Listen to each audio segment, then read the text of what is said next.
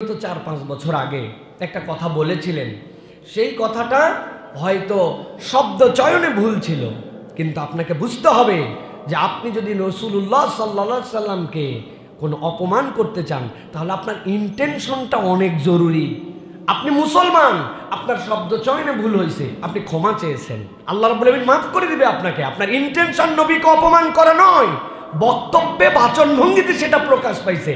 এটা তাহলে নবী বিদ্বেষ নয়, এটা নবী করিম সাল্লাল্লাহু আলাইহি ওয়াসাল্লামের সাথে বেয়াদবি নয়। হ্যাঁ, আমি বলছি আমারটাই ঠিক, তোমরা যা বলো আমি হাজার বলার পরেও ওটার থেকে সরবো না, আমি উল্টা ওটার উপর ক্লারিফাই করতেছি, তাহলে বোঝা যাবে যে আচরণে বেয়াদবি আছে। কিন্তু কোনো একটা মানুষের কথা বেরিয়ে গেছে, বেরিয়ে যাওয়ার পরে উনি বলছেন যে এই কথাটা আমার মূল কথা নয়, এভাবে কথা বলাটা উচিত হয় নাই, আমার কথা দ্বারা যদি কেউ আঘাত পেয়ে থাকেন আল্লাহর হস্তে ক্ষমা করবেন।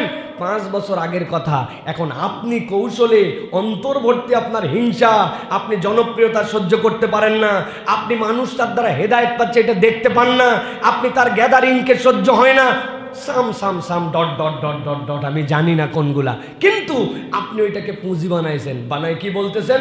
এই লোক নবী বিদ্বেষী, এই লোক নবীকে অপমানকারী, এই লোক নবী সাল্লাল্লাহু আলাইহি ওয়াসাল্লামের ব্যাপারে বাজে বক্তব্যকারী, ইচ্ছা করে নবীকে অপমানকারী। তাহলে ইচ্ছা করে নবীকে অপমানকারী মানে শাতিমুর রাসূল। এখন শাতিমুর রাসূল বানায়া আপনি বলছেন তার কল্লা কাটে ফেলতে হবে।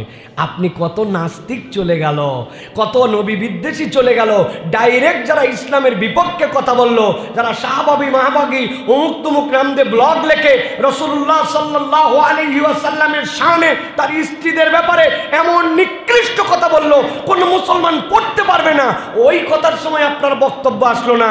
আর 5 বছরের কথাকে, ভুল ইন্টেনশন ছাড়া কথা বের হয়ে যাওয়া কথাকে আপনি পুঁজি করে এখন কারো বিপক্ষে কল্লা আনার ফতোয়া দিচ্ছেন, তাহলে বোঝা যায় আপনার ইন্টেনশনটা ভিন্ন। আপনি মুনাফিক চরিত্রের মুসলমান, আসল উদ্দেশ্য নবীর সম্মান নয়, আসল উদ্দেশ্য আপনার অন্তরের হিংসা, আপনার অন্তরের চিকিৎসা করা লাগবে, ঠিক কি না? এত পরিমাণে মানুষ এই বিদ্বেষগুলি ছড়াতে পারে। হ্যাঁ, আমাদের দায়ীদেরকে সতর্ক হতে হবে। আমি কারো পক্ষে দালালি করতেছি না, আপনি মনে করেন না যে আমি লোকের পক্ষে দালালি করে আমি কথা বলতেছি না। তিনি আমার বন্ধু মানুষ, তিনি আমাদের একসাথে চলাফেরা করি, তার মানে তার ভুল আমার চোখে ধরলেও আমি ধরি না, না ধরলেও ধরি না। ওই চরিত্রের মানুষ অন্তত আমি না, ওই চরিত্রের মানুষ আমি না, এবং আমাদের কারোই চরিত্রের মানুষ হওয়া উচিত না। আমাদের অন্ধ কোনো ভক্তি থাকবে না কারো প্রতি, যতটুকু ভালোবাসা আল্লাহর জন্য। ভুল যদি থাকে কারেকশান করা, আর যেই লোকের কারেকশানের মেন্টালিটি আছে সেই মানুষের থেকে উত্তম মানুষ কেউ হতে পারে।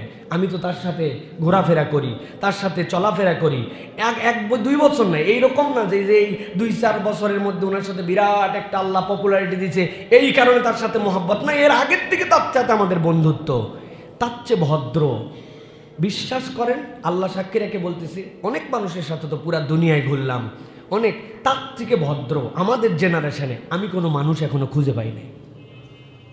মানুষ এত ভদ্র হতে পারে, মানুষ এত বিনয়ী হতে পারে, মানুষ নিজের আত্মস্বীকৃত বিষয়গুলো কারেকশন দিলে এত দিল দিয়ে নিতে পারে, এত সোজা নয়। কোনো একটা মানুষ একটু কষ্ট দিলে আমার দিলের মধ্যে সারা জীবন থাকে, অথচ আমি দেখছি তাকে কত মানুষ কষ্ট দেওয়ার পর তার সামনে বসছে, ওনার মধ্যে কোনো এটার প্রকাশই ছিল না। আল্লাহু আকবার। আমারে কবে বলছে ইউনিভার্সিটি থাকা অবস্থায় 2 বন্ধু একসাথে থাকতাম, আমি বলছি দোস্ত এই চিরুনিটা ময়লা আছে একটু সাফ করো না কেন? ওই বলছে যার চুল বড় সে চিরুনি সাফ করবে, আমার চুল বড়। কথা কি ভুল বলছে? আমার দিলে এত কষ্ট লাগছে, হাই হাই আমরা একসাথে চলি, আমার চুল বড়, ছোট দিয়ে তো চিরুনি পরিষ্কারের কথা আমি কখনো কল্পনা করি, অথচ আমার এই কথা বললো 19 বছর আগে এই কথা বলছে। আজকে জুমার দিন তাও মনে হয়েছে, বলে ফেললাম আপনাদের কাছে। আর উনারে এমন এমন লোক এমন কষ্ট দিছে, অথচ তারা সামনে গেলে মনে হয় নাই ভাই এটা মনে রাখছে। সেই মানুষটা 2-1টা কথাই তিনি বলে ফেলছেন, সেটার জন্য ক্লারিফাই করছেন।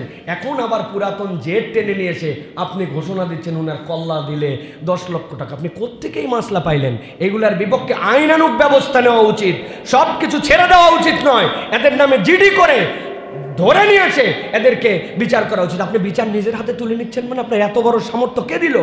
আপনি ব্লগার দেখতে পান নাই, নাস্তিক দেখতে পান নাই, নবীর স্ত্রী নিয়ে বাজে কথা বলছে তখন আপনার মন্তব্য ছিল না, তাদের কাল্লার ঘোষণা দেন নাই। আর এই লোক মুসলমান, নিজে আল্লাহর রসুল প্রেমী, নিজের আল্লাহ রসুলের শানে মানে হাজার হাজার তার বক্তব্য আছে, একটা বক্তব্য তার ভুল হয়েছে সেটাকে তিনি ক্ল্যারিফাই করছেন শব্দ চয়নে, তাও আপনি তার কাল্লা নিতে যাচ্ছেন। মানে কি? মানে আপনি 2 নম্বর ধান্দাবাজ। আমাদের তো সন্দেহ হয় যে বাংলাদেশে যেরকম আনসার ডট ডট, এরপরে অমুক ডট ডট, রিক্সাওয়ালা ডট ডট আসছিল না, এনারা মনে হয় হুজুর ডট ডট, ঠিক কিনা? ওই পক্ষের বাস্তবায়ন করার জন্য এজেন্ডায় নামছে যে কোনোভাবে তো ঠেকানো যাচ্ছে না, এখন আমরা হুজুর ড্যাশ ড্যাশ হয়ে নামি, ঠিক কিনা? আল্লাহদেরকে হেদায়েত দেখ, তবে হেদায়েত দেওয়ার সাথে সাথে আইনানুগ ব্যবস্থা নিতে হবে। আমরা সরকারের কাছে আবেদন জানাবো, এইরকম কথাবার্তা বলার পরে জনসম্মুখে পাবলিকলি যে কথা যায় ওটার বিচার হওয়া দরকার।